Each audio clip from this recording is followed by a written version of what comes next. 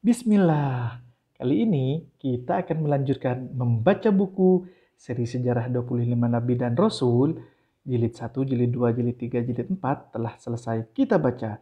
Selanjutnya kita akan membaca buku jilid kelima tentang sejarah kehidupan Rasulullah Sallallahu Alaihi Wasallam, Sirah Nabawiyah.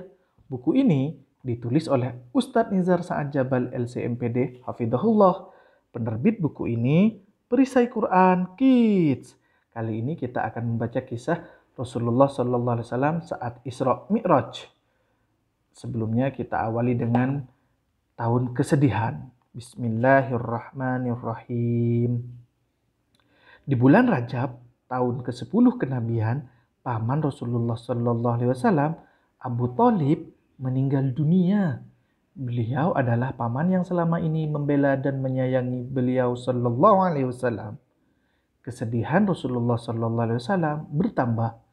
2 bulan setelah itu, pada bulan Ramadan, istri beliau Sallallahu Alaihi Wasallam yang disayanginya, Khadijah radhiyallahu anhuma, meninggal dunia. Hal ini membuat orang-orang Quraisy kembali mengganggu beliau Sallallahu Alaihi Wasallam karena orang yang selama ini menjaganya telah meninggal dunia. Kesedihan Rasulullah Sallallahu Alaihi Wasallam semakin besar. Oleh karena itu, tahun ini disebut dengan tahun kesedihan, yaitu tahun 10 kenabian. Pergi ke Taif. Ancaman dan gangguan Quraisy semakin besar. Setelah Abu Thalib meninggal, Rasulullah Sallallahu Alaihi Wasallam memilih untuk pergi ke kota Taif untuk mendapatkan pertolongan. Rasulullah Sallallahu Alaihi Wasallam pergi dengan Zaid bin Harithah radhiyallahu an pada bulan Syawal tahun ke-10 kenabian. Setiap melewati perkampungan, beliau Sallallahu Alaihi Wasallam mengajak mereka masuk Islam hingga sampai ke kota Taif. Beliau Sallallahu Alaihi Wasallam menetap selama 10 hari di sana. Beliau Sallallahu Alaihi Wasallam berharap kebaikan di sana. Namun, beliau Sallallahu Alaihi Wasallam justru mendapatkan siksaan yang lebih berat. Beliau dihina dan dilempari batu karena tidak ada satupun yang masuk Islam. Beliau pun kembali ke Mekah.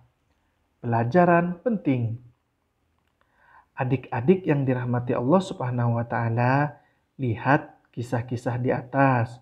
Berbagai macam cobaan dan rintangan dihadapi oleh Rasulullah Shallallahu alaihi wasallam dan para sahabat radhiyallahu anhu dengan penuh kesabaran dan ketabahan. Mereka tidak mengeluh apalagi sampai berputus asa.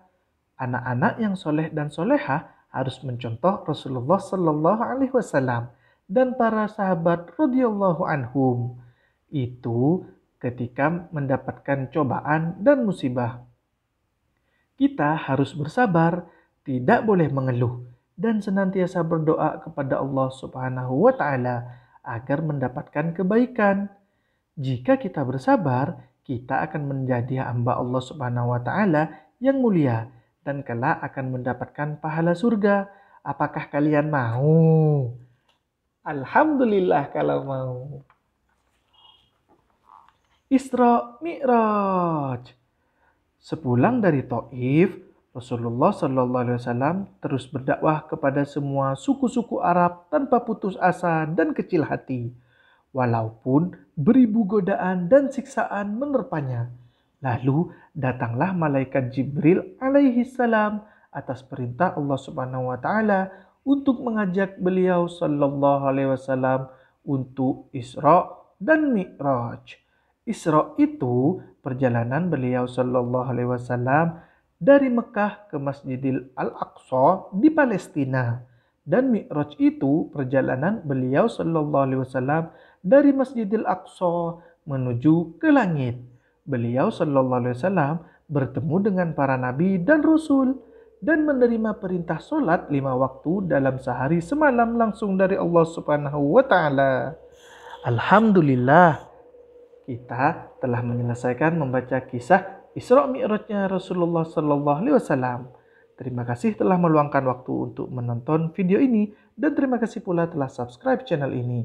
Subhanakallahumma wa bihamdika asyhadu an la ilaha illa anta astaghfiruka wa atubu ilaik.